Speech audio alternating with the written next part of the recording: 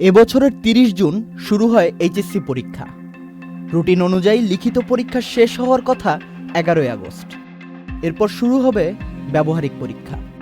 কিন্তু কোটা সংস্কার আন্দোলনের ফলে ১৭ই জুলাই সব সরকারি বেসরকারি শিক্ষা প্রতিষ্ঠান বন্ধ ঘোষণা করা হয়। স্থগিত হয়ে যায় এইচএসসি পরীক্ষাও।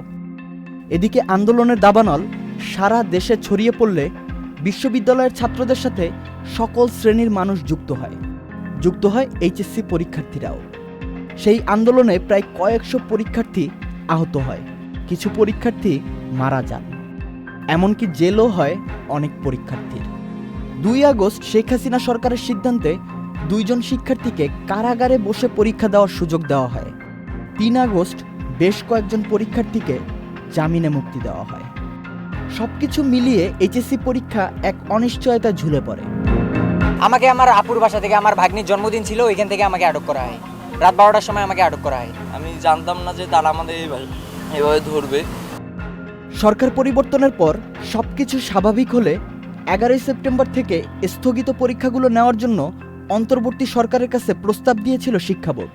সেটি অনুমোদন করে দেওয়া হয় নতুন রুটিনও। কিন্তু পরীক্ষার্থীরা আন্দোলন শুরু করে।